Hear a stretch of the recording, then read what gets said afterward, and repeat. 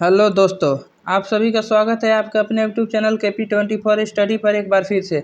आज हम देखेंगे संविधान के बारे में, जो आज हमारा ये पहला लेक्चर है। अगर आपको हमारा लेक्चर पसंद आए तो आप हमारे वीडियो को लाइक, चैनल को सब्सक्राइब और जितना जितना ज़्यादा हो सके अपने फ्रेंड के पास शेयर कर सकते हैं। ठीक है फ्रेंड। तो आज हम देखेंगे, आज हमारा अपना टॉपिक लिए हुए हैं जो संविधान का जो भाग 1 है उसके बारे में, संघ और उसके राज्य क्षेत्र के बारे में आज देखेंगे। तो जो संविधान के बारे में है, कुछ महत्वपूर्ण जो इम्पोर्टेंट चीज़ है उसे हम देखते हैं पहले, उसके बाद से अपना टॉपिक शुरू करेंगे। ठीक है फ्रेंड्स, तो चलिए देखते हैं। संविधान में जब संविधान निर्माण हुआ था उस समय संविधान में कुल कितने भाग थे? तो 22 भाग थे और कितने 395 क्या थे? अनुच्छेद थे। और वर्तमान में अगर आप देखेंगे तो कुल कितने आपके थी हैं भाग हैं? तो कुल आपके भाग हैं 25 वर्तमान में भाग हो चुके हैं और अनुच्छेद लगभग 400 प्लस हो चुके हैं। ठीक है फ्रेंड्स, जो 395 अनुच्छेद है इन्हीं में क ख ख कर जोड़ा गया है। तो मूलतः एग्जामों में कहीं कहीं 400 कुछ देता है और नहीं तो 395 ही देता है, वर्तमान में पूछता है तो। ठीक है फ्रेंड्स, और अनुसूची की बात करेंगे तो जो संविधान का निर्माण हुआ था उस समय अनुसूची कितनी थी? 8। और वर्तमान में अगर आप देखेंगे तो वर्तमान में अनुसूचियों की संख्या कितनी हो चुकी है? तो 12 हो चुकी है। ठीक है फ्रेंड, तो चलिए देखते हैं भाग और उनके शीर्षकों से संबंधित अनुच्छेद। जो हमारा भाग है 22 भाग है, उनसे संबंधित जो अनुच्छेद है उनके बारे में देखते हैं थोड़ा। तो जो भाग हमारा 1 है, 1 नंबर जो भाग है, इसमें क्या है? संघ और उसके राज्य क्षेत्र के बारे में बताया गया है, जो अनुच्छेद 1 से 4 तक है। जो सबसे मोस्ट इम्पोर्टेंट जो है उस पर हम आपको टिक लगाएंगे। ठीक है फिर, तो संघ और उसके राज्य क्षेत्र सबसे महत्वपूर्ण है। ठीक है, और जो हमारा भाग 2 है, भाग 2 में हमारे नागरिकता के बारे में बताया गया है। जो हमारे देश के नागरिक हैं उनके बारे में बताया गया है कि देश में नागरिकताओं को कितने प्रकार से नागरिकता लोगों को दी जा सकती है, चाहे देश का नागरिक हो, कौन होगा कौन नहीं होगा। ठीक है फ्रेंड, तो इसमें नागरिकता प्राप्त करने के लिए जो विदेशी हैं उनके 5 प्रकार की तरीके बताए गए हैं नागरिकता के लिए। ठीक है फ्रेंड, चलिए। और जो हमारा भाग 3 है, भाग 3 जो भाग 2 भी महत्वपूर्ण है और भाग 3 तो मोस्ट इम्पोर्टेंट है। इसमें से हर एक एग्जाम में 1 से 2 क्वेश्चन आपसे मिल ही जाता है इससे, जो मूल अधिकार है इससे। ठीक है, जो हमारा मूल अधिकार है यानी मूल अधिकार, जो हमारा मौलिक कर्तव्य, जो मौलिक अधिकार है उसमें कितना है? तो 12 से 35 तक दिया गया है, अनुच्छेद 12 से 35 तक है जो हमारा मूल अधिकार है। और इससे पूछता है कि मूल अधिकार जो है वो कानूनबद्ध है। आप इसके अगर आपके कोई भी मूल्य अधिकार जो 12 से 35 तक दिए गए हैं, इसमें से अगर आपको कोई भी मूल्य अधिकार का हनन होता है तो आप इसे सुप्रीम कोर्ट या हाई कोर्ट में जाकर इसे अपना अधिकार पा सकते हैं। ठीक है फ्रेंड्स, जो मूल अधिकार जो नागरिकों को, केवल भारत के नागरिकों को ज़्यादातर प्राप्त है। ठीक है फ्रेंड्स, जो हमारा भाग 4 है, भाग 4 में क्या दिया गया है? तो राज्य के नीति निर्देशक, एक कल्याणकारी राज्य बनाने के लिए उसके तौर तरीकों के बारे में जो बताया गया है, वो किस में बताया गया है? भाग 4 में।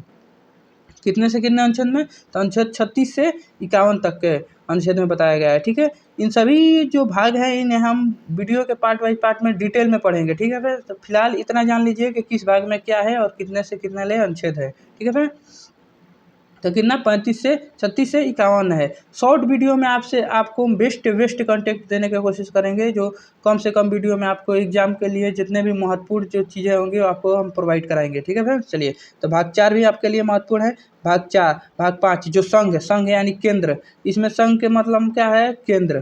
केंद्र, जो केंद्र के बारे में है, इसमें राष्ट्रपति, उपराष्ट्रपति, संसद और आपके प्रधानमंत्री, जितने संबंधित केंद्र में जितने भी मंत्रिमंडल, चाहे जितने भी प्रकार की प्रक्रियाएं हैं उसको किसमें? संघ में बताया गया है, जो अनुच्छेद 52 से 151 तक है। ठीक है फ्रेंड्स, चलिए। अगला जो हमारा भाग है, आगे देखेंगे, जो भाग 6 है। भाग 6 में हमारा क्या बताया गया है? तो भाग जो 6 है इसमें राज्य, वो संघ है, इसमें राज्य के बारे में बताया गया है कि राज्य के में विधानमंडल कैसा होगा, विधान परिषद क्या होगा, राज्य में राज्यपाल की क्या योग्यताएं होंगी, उसके बारे में जो बताया गया है वो भाग 6 में राज्य, जो अनुच्छेद 152 से 237 तक है, ये भी महत्वपूर्ण है। ठीक है, और भाग 8 है जो है, इसमें राज्य क्षेत्र यानी संघ राज्य क्षेत्र, यानी संघ और राज्य के बीच में जो बंटवारों के मेन बंटवारे हैं उनके भी में बताया गया है, जो किसमें है? अनुच्छेद 239 से 242 तक है। महत्वपूर्ण जो है ये भाग 9 में क्या है? पंचायत यानी पंचायती राज के बारे में बताया गया है, जो अनुच्छेद 243 से 243 अण तक है। ठीक है फ्रेंड्स, और जो भाग 9 का क है, इसमें क्या बताया गया है? नगर पालिका के बारे में बताया गया है। ठीक है फ्रेंड्स, जो अनुच्छेद 243 से 243 य तक है, या 6 तक है, या के 6 तक है। ठीक है, ये मोस्ट इम्पोर्टेंट है, जो डायरेक्ट एग्जाम में पूछ दिया जाता है कि पंचायती राज के बारे में भाग किस भाग में बताया गया है। तो आपका भाग 9 में। और नगर पालिका के बारे में भाग अनुच्छेद आप याद रखेंगे जो है, जो 243 क से 243 अण तक है, और नगर पालिका 243 त से 243 यह तक है। ठीक है फ्रेंड्स। और जो भाग 9 के ख है यानी सरकारी समितियाँ, जो केंद्र जो राज्य में जो ब्लॉक स्तर पर जो सरकारी समितियां हैं उनके बारे में बताया गया है। ठीक है फ्रेंड्स। चलिए अगला है जो भाग 10। भाग 10 में अनुसूचित जनजाति और अनुसूचित जाति और अनुसूचित जनजातियों के बारे में बताया गया है, जो अनुच्छेद 244 से 244 क तक यानी 244। ठीक है फ्रेंड्स। चलिए अगला भाग है हमारा भाग 11। भाग 11 में संघ और राज्य क्षेत्र के बीच में संबंधों के बारे में बताया। इसमें शक्तियों के बारे में, बंटवारे के बारे में बताया गया है भाग 8 में, और इसमें संबंध बताए गए हैं 243 से 263 तक। ठीक है फ्रेंड्स। अगला हमारा जो भाग है भाग 12। भाग 12 में जो वित्त, संपत्ति, संविदा और वाद यानी जो वित्त है यानी संपत्तियों के बारे में जो बताया गया है अनुच्छेद 264 से 300 क तक बताया गया है। ठीक है फ्रेंड्स। जो संपत्ति होंगे यानी जो भी सरकार के यानी राष्ट्रपति हो गए, प्रधानमंत्री हो गए, मुख्यमंत्री हो गए, इनको वेतन भत्ते जो आते हैं, जो राज्य के जो भी नई योजनाएं आती हैं, उनको जो भी अनुदान दिया जाता है यानी जो कार्य करने में खर्च आती है, उन सभी के बारे में जो बताया गया है वो किसमें भाग 12 में बताया गया है। ठीक है फ्रेंड्स। भाग 13 है। भाग 13 में क्या है, तो भारत के राज्य क्षेत्र के भीतर व्यापार, वाणिज्य और समागमन, जितने भी कंपनियों के आगमन चाहे निषेध, कंपनियों के नियम कानून बैठाने विस्तार के बारे में जो बताया गया है वो किसमें भाग 13 के अनुच्छेद 301 से 307 तक बताया गया है। भाग 14 में बताया गया है संघ और उसके राज्य क्षेत्र के अधीन सेवाएं। जो संघ और राज्य क्षेत्र है उनके अधीन जितने भी सेवाएं हैं उसके बारे में क्या इसमें बताया गया अनुच्छेद 308 से 323 तक। ठीक है फ्रेंड्स। अगला है भाग 14 का क। इसमें अधिकरण के बारे में बताया गया है, जो जमीन अधिकरण चाहे सरकार जो भी कार्य करती है उसका अधिकरण का बारे में बताया गया है। ठीक है। सबसे मोस्ट इम्पोर्टेंट है अनुच्छेद 15 निर्वाचन, मोस्ट इम्पोर्टेंट। आप स्टार लगा लीजिए ये भी, कि इसमें जो निर्वाचन के बारे में बताया गया है, जो अनुच्छेद 224 से 229 के क तक है। ठीक है। निर्वाचन यानी राष्ट्रपति का निर्वाचन, मुख्यमंत्री का, प्रधानमंत्री का, जितने भी निर्वाचन मंडल है यानी निर्वाचन कराने की जितने भी प्रक्रियाएं हो किसमें भाग 15। भाग 16 है जो अनुसूचित जाति, अनुसूचित जनजाति, पिछड़े वर्ग के हितों के बारे में यानी उनके संबंधों के बारे में बताया गया, जो अनुच्छेद 330 से 342 तक है। ठीक है फ्रेंड्स। चलिए अगला जो हमारा भाग है वो भाग है भाग 17। भाग 17 में क्या बताया गया है, राज्य भाषा के बारे में बताया गया है। किसके बारे में, आपका राज्य भाषा यानी जो भाषा है हमारे कितने प्रकार की, फिलहाल वर्तमान में जो है कितने भाषाएं हैं, 22 को भाषा है। संविधान में शुरू में कितने थी, 14 भाषाएं थी। ठीक है फ्रेंड। इसके बारे में हम डिटेल से पढ़ेंगे आगे। तो इतना जान लीजिए कि भाग 17 में क्या है, भाषा के बारे में बताएगा अनुच्छेद 243 से 351 तक।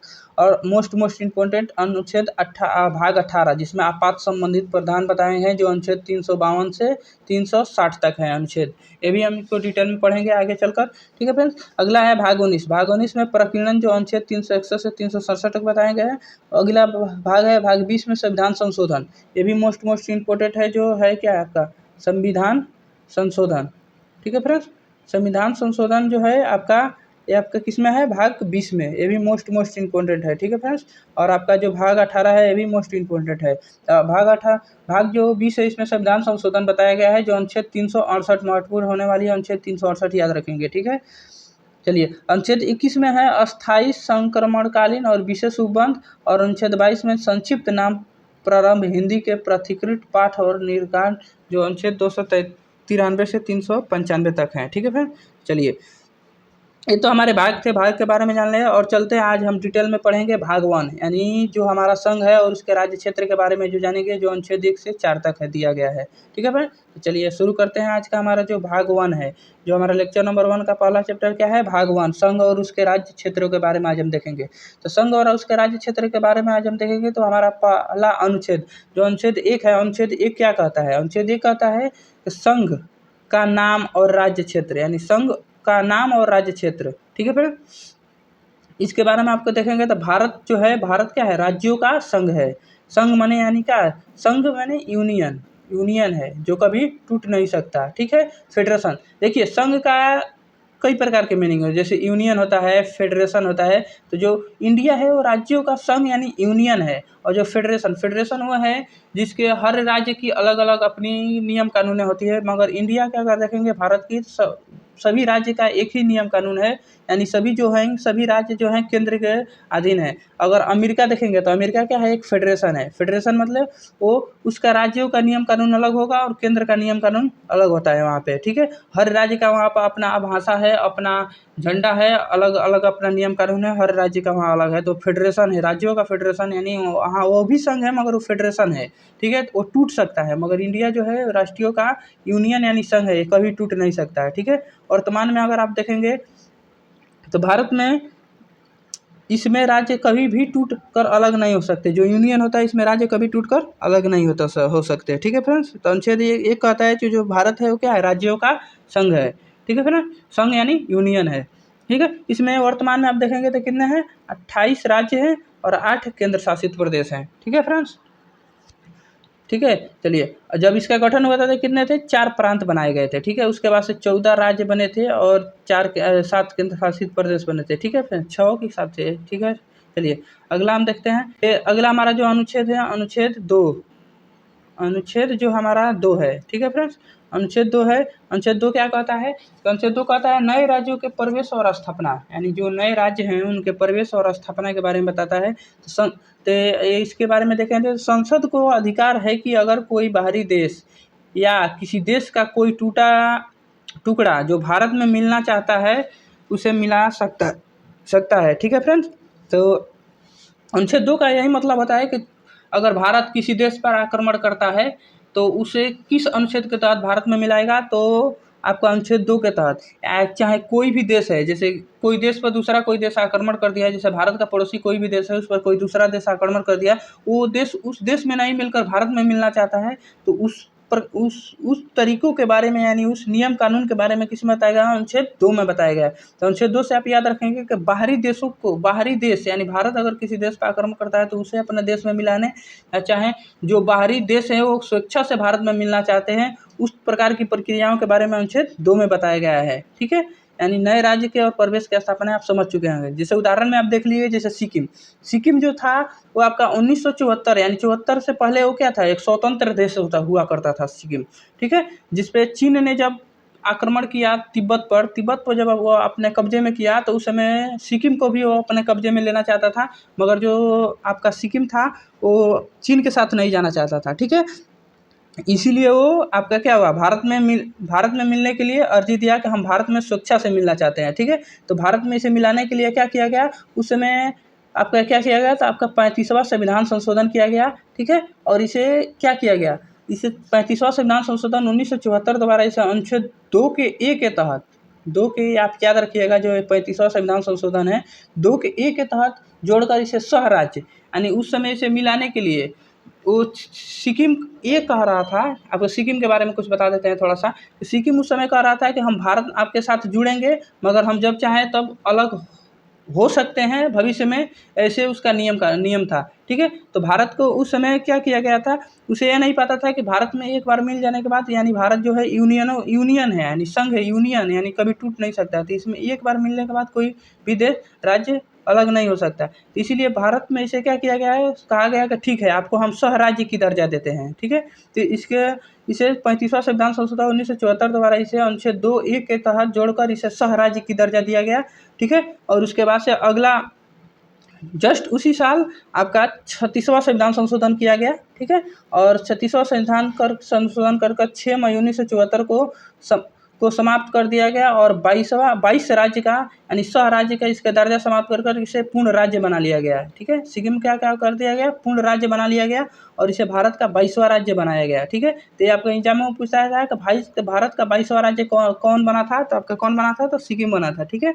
और ये कब बना था, तो 1974 में बना था। किसे, तो सह राज्य पूछेगा तो 35वां संविधान संशोधन, और पूर्ण राज्य पूछेगा तो आपका 26वां संविधान संशोधन द्वारा बनाया गया था, ठीक है फ्रेंड्स। चलिए अगला है हमारा, सॉरी जो हमारा टाइपिंग मिस्टेक हो चुका है, ठीक है फ्रेंड्स। तो ये हमारा क्या हो जाएगा, ये हमारा 2 नहीं होगा। अनुच्छेद क्या है आपका, 3 है। अनुच्छेद 3 क्या है, राज्य का निर्माण तथा सीमाओं के नाम में परिवर्तन, यानी कोई भी राज्य जो भी राज्य हैं, चाहे बिहार हो गया, यूपी हो गया, मध्य प्रदेश, उनके राज्य के सीमाओं को बढ़ाना या घटाना जो होगा वो किसके पास होगा, संसद के पास होता है, ठीक। तो नए राज्य के निर्माण और वर्तमान राज्य के सीमा या नाम में परिवर्तन संसद विधि द्वारा क्रम कर सकती है, यानी संसद जो होती है इसे अपने विधि द्वारा इसे क्या कर सकती है, आपका कोई भी राज्य का सीमा में परिवर्तन, चाहे किसी राज्य का सीमा बढ़ाना हो, किसी दो राज्यों को कॉम्बिनेशन कर एक राज्य बनाना हो, चाहे किसी एक राज्य को तोड़कर दो राज्य बनाना हो, चाहे किसी राज्य का कुछ हिस्सा किसी दूसरे राज्य को देना हो, ठीक है, चाहे किसी राज्य का नाम ही परिवर्तन क्यों ना करना हो, ये सभी का अधिकार किसको पास है, संसद अपना विधि द्वारा इसे आपका बन कर सकती है। ठीक है, ऐसा आप समझ सकते हैं कि ये जो होता है, जितने भी नियम कानून है सब क्या है, संसद में आपको साधारण बहुमत से पास होते हैं। ये भी पूछता है कि जो नए राज्य के निर्माण, चाहे सीमा परिवर्तन, चाहे नाम में परिवर्तन को जो नियमावली है वो कैसे हो सकती है, तो साधारण बहुमत से पास हो सकती है। ठीक है फ्रेंड्स, चलिए जैसे उदाहरण में आप देखेंगे तो मध्य प्रदेश से छत्तीसगढ़ नया राज्य का गठन किया गया था 1 नवंबर 2000 को। ठीक है, वैसे ही उत्तर प्रदेश से नया राज्य बना था उत्तराखंड को बना था 9 नवंबर 2000 को। ठीक है, इसी तरह बिहार से अलग होकर झारखंड को बनाया गया था कब, 15 नवंबर 2000 को। ठीक है, और उसी प्रकार आंध्र प्रदेश से जो हाल फिलहाल तेलंगाना बना, जो 2 जून 2014 को बनाया गया था। ठीक है फ्रेंड्स, अगर आप नाम परिवर्तन देखेंगे तो पहले उत्तराखंड का नाम पहले क्या होता था, उत्तरांचल था। क्या था, उत्तरांचल। इसके नाम में परिवर्तन कर संसद द्वारा इसका नाम परिवर्तन कर क्या किया गया, उत्तराखंड। एकदम उत्तर का जो खंड है, पहाड़ी एरिया, इसके नाम पर इसका पड़ा उत्तराखंड। ठीक है फ्रेंड्स, अनुच्छेद हमारा 3 था। चलिए आगे देखते हैं। आगे है, अगला है हमारा, सॉरी टाइपिंग मिस्टेक है, अनुच्छेद 2 नहीं होगा, यहाँ पे भी अनुच्छेद 4 है हमारा। अनुच्छेद 4 में बताया गया है कि पहली अनुसूची और चौथी अनुसूची, जब पहली अनुसूची और चौथी नहीं होगा सर, यहाँ पे जो पहली अनुसूची और आपका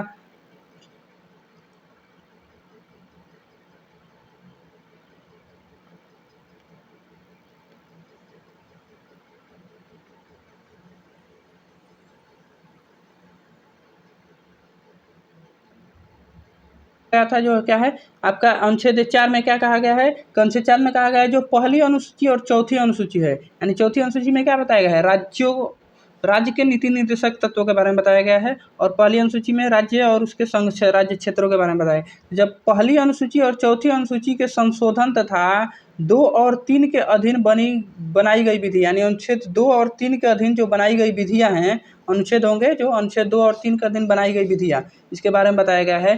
ठीक है, यानी जब अनुच्छेद 2 और 3 जब लागू होंगे तो आपका इसमें अनुच्छेद 4 कहता है कि जब अनुच्छेद 2 और 3 लागू होंगे तो इसमें राष्ट्रपति भी हस्तक्षेप नहीं कर सकते। ठीक है फ्रेंड्स, ठीक है, संशोधन के बारे में इसमें बताया गया है। ठीक है, अगर देखते हैं कि भाषाओं के आधार पर राज्यों का जो गठन हुआ था उसमें उसके बारे में। ठीक है, तो जो भाषा के आधार जो राज्यों का पुनर्गठन किया गया था, यानी राज्यों का नए तरीके से गठन किया गया था, तो पहला जो आयोग बनाया गया था वो क्या बनाया गया था, धर आयोग बनाया गया था, जो जून 1948 में, जो एग्जामों में 10 बार पूछा गया है, मोस्ट इम्पोर्टेंट है कि भारत में राज्यों के पुनर्गठन के लिए पहला आयोग क्या बनाया गया था, तो धर आयोग बनाया गया था कब, जून 1948 में। इसके अध्यक्ष जो थे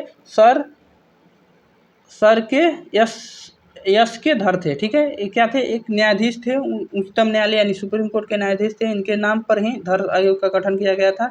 इनके सिफारिश पर क्या किया गया था, इनके सिफारिश थी कि भाषा के आधार पर राज्यों का पुनर्गठन ना हो।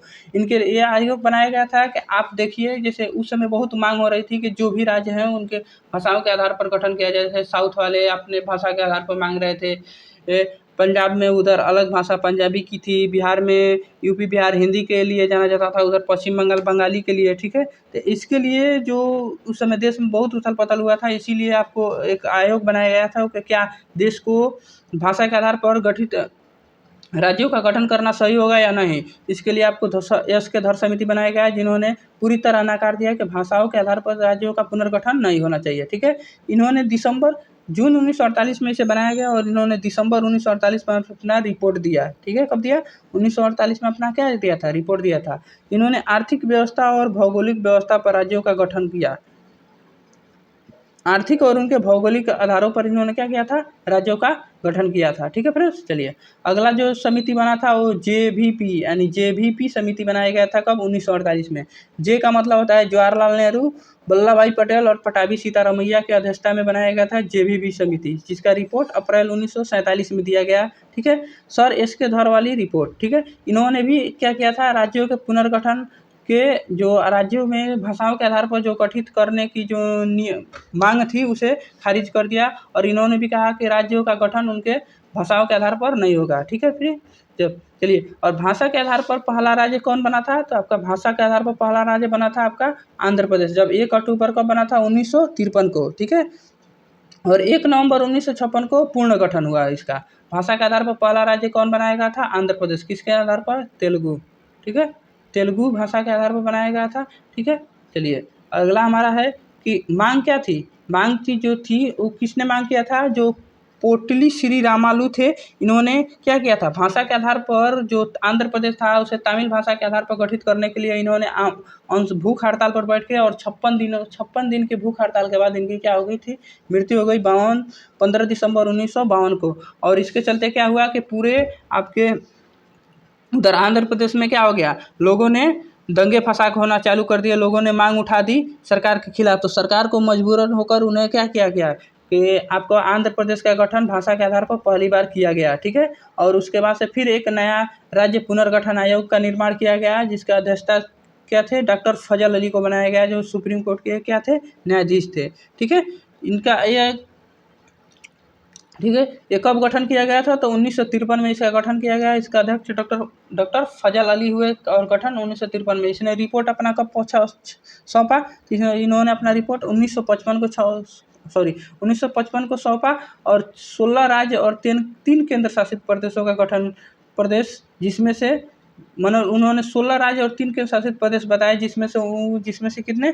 जिसमें से 14 राज्य और 3 केंद्र शासित प्रदेश बनाए गए। ठीक है, वहाँ पे आपको हमने 6 बोल दिया था, सॉरी फ्रेंड्स, उसके लिए 3 केंद्र शासित प्रदेश बनाए गए। ठीक है, 14 राज्य और 3 केंद्र शासित प्रदेश बनाए गए। ठीक है, क्षेत्रीय परिषद देखते हैं। क्षेत्रीय परिषद के बारे में आपको ये मोस्ट इम्पोर्टेंट है कि कितने अनुच्छेद किसके आयोग पर राज्यों का पुनर्गठन जो आपका हुआ था? राज्यों के पुनर्गठन आयोग के जो बनाया गया था वो क्या था? डॉक्टर फजल अली थे। ठीक है, फजल, इसे राज्यों का पुनर्गठन आयोग के नाम से कौन? फजल अली आयोग का गठन। डायरेक्ट पूछा है कि फजल अली आयोग का गठन कब किया गया था? राज्य पुनर्गठन आयोग, इसका अन्य नाम है डॉक्टर फजल अली आयोग। कब गठन किया गया था? 1956 में। पूछता है रिपोर्ट कब दिया था? तो 1955 में। इस रिपोर्ट के आधार पर 1956 में कितने राज्य? तो 14 राज्य और 3 केंद्र शासित प्रदेशों का गठन किया गया। ठीक है फ्रेंड्स, चलिए अब देखते हैं क्षेत्रीय परिषद के बारे में। क्षेत्रीय परिषद के बारे में देखते हैं। इसमें है कि संसद के एक अधिनियम यानी राज्य पुनर्गठन अधिनियम 1956 द्वारा स्थापित किया गया था क्षेत्रीय परिषद। इस अधिनियम में देश को 5 क्षेत्र यानी उत्तरी, मध्य, पूर्वी, पश्चिमी और दक्षिणी में विभाजित किया गया तथा प्रत्येक क्षेत्र के लिए एक क्षेत्रीय परिषद प्रदान किया गया। ठीक है फ्रेंड्स, जो आपका राज्य पुनर्गठन अधिनियम 1956 द्वारा देश को कितने 5 भागों में बांटा गया, यानी एक उत्तर, मध्य, पूर्व, पश्चिम और दक्षिण। ठीक है, इनके लिए हर एक राज्य के लिए अलग अलग परिषद बनाया गया। ठीक है, अध्यक्ष केंद्रीय गृह मंत्री, इस सभी परिषदों का जो इसका अध्यक्ष जो होता है, सभी जो एरियाएं बनाई गई थी, परिषद बनाई गई थी, दक्षिणी, पश्चिमी, पूर्वी, मध्य, इसका अध्यक्ष कौन होता है? तो केंद्रीय गृह मंत्री। जो गृह मंत्री फिलहाल में गृह मंत्री कौन है? अमित शाह जो है केंद्रीय परिषद के क्या होते हैं? अध्यक्ष होते हैं। ठीक है फ्रेंड्स, क्षेत्रीय परिषद के अध्यक्ष होते हैं। ठीक है, उपाध्यक्ष, प्रत्येक क्षेत्रीय परिषद के शामिल किए गए राज्य, जो जितने भी क्षेत्रीय अध्यक्ष क्षेत्रीय बनाए गए थे, उनके जो आपके शामिल किए गए उन क्षेत्र में जितने भी राज्य शामिल किए जाते हैं, उनके मुख्यमंत्री रोटेशनल से एक समय में 1 वर्ष की अवधि के लिए उसका अंचल के अंचालिक परिषद को उपाध्यक्ष के रूप में कार्यरत करते हैं। ठीक है, मुख्यमंत्री चुनते हैं। ठीक है फ्रेंड्स, चलिए अगला है जो इसका सदस्य होता है। सदस्य मुख्यमंत्री और प्रत्येक राज्य के राज्यपाल द्वारा यथार्थ नामित 2 अन्य मंत्री, यानी जितने भी राज्य में जो मंत्री होते हैं, राज्य और राज्यपाल द्वारा नामित 2 अन्य मंत्री और परिषद में शामिल किए गए संघ और राज्य क्षेत्र के 2 सदस्य होते हैं। सदस्य इसका, ठीक है, जो क्षेत्रीय परिषद होता है उसका। और सलाहकार के बारे में आप जान लीजिए कि प्रत्येक क्षेत्रीय परिषद के लिए योजना आयोग, जो भी योजनाएं बनाई जाती है, योजना आयोग जो क्षेत्रीय सहयोग संगठन के द्वारा बनाई जाती है, परिषदों के द्वारा के सिफारिश पर ही बनाई जाती है, द्वारा नामित एक मुख्य सचिव और जोन के में शामिल प्रत्येक राज्य द्वारा नामित अन्य अधिकारी विकास युक्त होते हैं। ठीक है फ्रेंड्स, जितने भी अधिकारी होते हैं वो राज्य के सलाहकार यानी कोई भी योजना, चाहे कोई भी प्रकार की जो सुविधाएं, चाहे कोई भी प्रकार की जो एथी होती है, प्रॉब्लमें होती है, उसको कौन सलाह देता है? वो अधिकारी होते हैं। ठीक है। केंद्र और राज्य के विचारों एवं अनुभवों को आदान प्रदान करने तथा सहयोग करने के लिए समक्ष बनाया जाता है सलाहकारों को। जो केंद्र और राज्य के बीच में जो भी बातचीत होंगी, योजनाएं कौन सी योजनाएं किस राज्य में क्या प्रॉब्लम है, वहाँ पे किस किस की ज़रूरत है, ये कौन बताता है? जो सलाहकार होते हैं वो। ठीक है। चलिए अगला देते हैं, विकास परियोजनाओं के सफल, जो विकास परियोजनाएं होती हैं, विकास परियोजनाओं के सफल और तीव्र निष्पादन के लिए राज्यों के बीच सहयोग का वातावरण की स्थापना करना।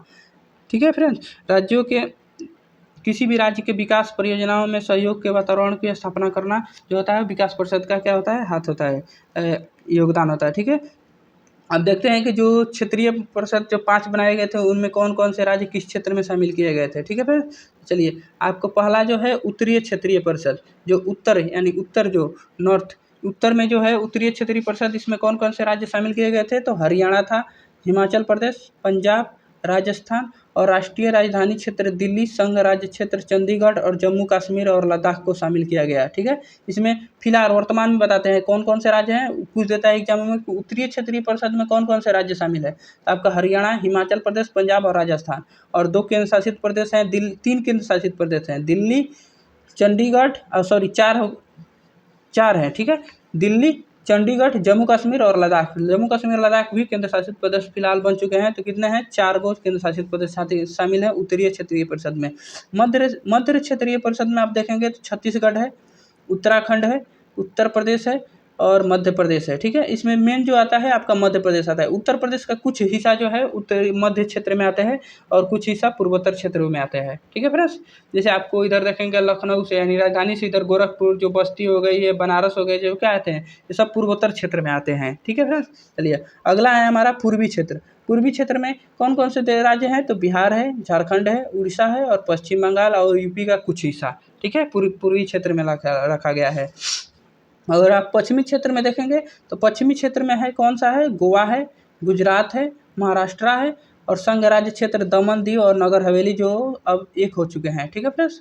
चलिए अगला हमारा जो है दक्षिणी क्षेत्रीय परिषद, इसमें कौन कौन से राज्य हैं? तो आंध्र प्रदेश, तेलंगाना, कर्नाटक, केरल, तमिलनाडु और राज्य संघ क्षेत्र पांडुचेरी शामिल है। ठीक है। और एक और जो नया परिषद जोड़ा गया है, हाल फिलहाल में जोड़ा गया था, वो कौन था? उत्तरी पूर्वी क्षेत्रीय परिषद, जो उत्तर पूर्व में है। उसमें संसद के एक अलग अधिनियम वर्ष 1971 के द्वारा उत्तर पूर्वी परिषद अधिनियम द्वारा एक उत्तर पूर्वी परिषद बनाया गया था, जो कब बनाया गया था? 1971 में। ठीक है। उत्तर पूर्वी परिषद संसद के एक नए अधिनियम के तहत बनाया गया था। इसमें कौन कौन से राज्य शामिल थे? तो इसमें शामिल राज्य हैं वो है असम, मणिपुर, मिजोरम, अरुणाचल प्रदेश, नागालैंड, मेघालय, त्रिपुरा और सिक्किम। इसमें से आपको असम को छोड़कर, ठीक है फ्रेंड्स, क्या कहा है, राज्य हैं मणिपुर, मिजोरम, अरुणाचल प्रदेश, नागालैंड, मेघालय, त्रिपुरा और सिक्किम को क्या हम जानते हैं? सिक्किम को छोड़कर इसमें जितने भी ये राज्य हैं असम से लेकर क्या हैं, इसे 7 सिस्टर के नाम से हम जानते हैं। ठीक है। अगर आप देखेंगे क्षेत्रीय परिषदों का मुख्यालय जो बनाया गया है वो कौन मुख्यालय कहाँ पे है? तो चलिए इसके बारे में देखते हैं कि जो उत्तरीय क्षेत्रीय परिषद है, इसका एग्जाम में पूछता है कि उत्तरीय क्षेत्रीय परिषद का मुख्यालय कहाँ पे है? तो दिल्ली में है। मध्य क्षेत्रीय परिषद का मुख्यालय जो है इलाहाबाद उत्तर प्रदेश में है और पूर्वीय क्षेत्रीय का है कोलकाता जो पश्चिम बंगाल, और पश्चिमी क्षेत्रीय परिषद का मुख्यालय मुंबई जो है आपका महाराष्ट्र में, और दक्षिणी पश्चिमी क्षेत्र का मुख्यालय दक्षिण क्षेत्रीय परिषद का मुख्यालय कहाँ पे है? आपका चेन्नई में है। ठीक है फ्रेंड्स। चलिए अब राज्य पुनर्गठन यानी किस राज्य की स्थापना कब किया गया था, इसके बारे में थोड़ा देख लेते हैं। जो मोस्ट इंपॉर्टेंट जो एग्जामों में पूछे जाते हैं सबसे ज़्यादा, उसमें पूछता है आंध्र प्रदेश। आंध्र प्रदेश की स्थापना कब किया गया था? तो 1 अक्टूबर 1953 को जो राज्य का पहला जो बना था भाषाई आधार पर राज्य का गठन किया गया था। महाराष्ट्र का जो संयुक्त प्रांत होता था यानी कि मद्रास कर रहे हैं, बॉम्बे के नाम से जाना जाता था महाराष्ट्र और गुजरात को। ठीक है। तो इन्हें तोड़कर अलग एक राज्य बनाया गया था 1 मई 1960 को। दोनों राज्यों का गठन हुआ, 2 राज्य बनाए गए, महाराष्ट्र और गुजरात, नए राज्य बनाए गए थे। जो पहले बॉम्बे में प्रेसिडेंसी था, उसे तोड़कर 2 राज्य बनाया गया था, महाराष्ट्र और गुजरात, जो 1 मई 1960 को गठित हुए थे। ठीक है। अगला जो हमारा मोस्ट इम्पोर्टेंट है नागालैंड। जो जितने पूर्वोत्तर का राज्य है वो हर एक एग्जामों में पूछ देता है, सबसे ज़्यादा महत्वपूर्ण। तो इसका स्थापना कब किया गया था? 1 दिसंबर 1963 को किया गया, ठीक है। उसके बाद से बना हरियाणा। हरियाणा को 1 नवंबर 1966 को बनाया गया था। हिमाचल प्रदेश की स्थापना 25 जून 1972 को किया गया, ठीक है फ्रेंड्स। अगला हमारा राज्य जो है वो है आपका हिमाचल मेघालय। मेघालय की स्थापना किया गया था 21 जून 1972 को। और मणिपुर की स्थापना कब किया गया? 21 जून 1972 को। इसे पहले एक संयुक्त प्रांत हुआ करता था ये सब, इसे तोड़कर जो आपका मेघालय, मणिपुर, त्रिपुरा ये सब किसका हिस्सा थे? असम का हिस्सा थे। असम से इन्हें तोड़कर अलग किया गया और 21 जनवरी 1972 को तीनों राज्य का गठन किया गया, ठीक है। सिक्किम के बारे में बताया आपका 26 अप्रैल 1975 को इसका स्थापना किया गया था, ठीक है। और मिजोरम की जो स्थापना किया गया था वो आपका 20 फरवरी 1987 को, ठीक है। अरुणाचल प्रदेश को 20 फरवरी 1987 को बनाया गया था, ठीक है। और गोवा राज्य का सबसे महत्वपूर्ण इंपॉर्टेंट क्वेश्चन है। गोवा का गठन किया गया था 30 मई 1987 को, ठीक है। और छत्तीसगढ़ राज्य बनाया गया था 1 नवंबर 2000 को। उत्तराखंड 9 नवंबर 2000 को। झारखंड 15 नवंबर 2000। ये सब मोस्ट इंपॉर्टेंट है। जितना भी स्टार लगाए हैं सब एग्जामों में बार क्वेश्चन पूछता है। जो हाल फिलहाल में हुए हैं राज्य का गठन हुआ है, ठीक है। आपका झारखंड भी 15 नवंबर 2000 को। और तेलंगाना 2 जून 2014 को गठित हुआ, ठीक है फ्रेंड्स। चलिए, तो आज का हमारा जो टॉपिक था जो संघ और राज्य क्षेत्र, आज का हमारा कंप्लीट होगा। और अगर आपको वीडियो अच्छी लगी हो तो वीडियो को लाइक कर सकते हैं, चैनल को सब्सक्राइब, और जितना ज़्यादा हो सके अपने फ्रेंड को पास शेयर करें, ठीक है फ्रेंड्स। चलिए, तब तक मिलते हैं फिर नेक्स्ट वीडियो में। तब तक के लिए जय हिंद। अगर आप इस वीडियो का PDF चाहते हैं तो आप हमारे टेलीग्राम चैनल KP24, आप टेलीग्राम पर जाकर आप हमारा टेलीग्राम चैनल है KP24 स्टडी के नाम से आपका हमारा टेलीग्राम चैनल है, जिसमें लगभग 70 प्लस मेंबर जुड़े हुए हैं। आप वहां से जुड़ सकते हैं और इस वीडियो का PDF प्राप्त कर सकते हैं, ठीक है फ्रेंड। आपको सब्सक्राइब का कोई भी चार्ज नहीं लगता है। आपका इससे भी होगा कि जो हमारा वीडियो डालेंगे उससे उसका सबसे पहले आप तक पहुंचने में सुविधाएं, कोई भी असुविधा नहीं होगी, ठीक है फ्रेंड्स। चलिए, मिलते हैं आपसे नेक्स्ट वीडियो में। तब तक के लिए जय हिंद।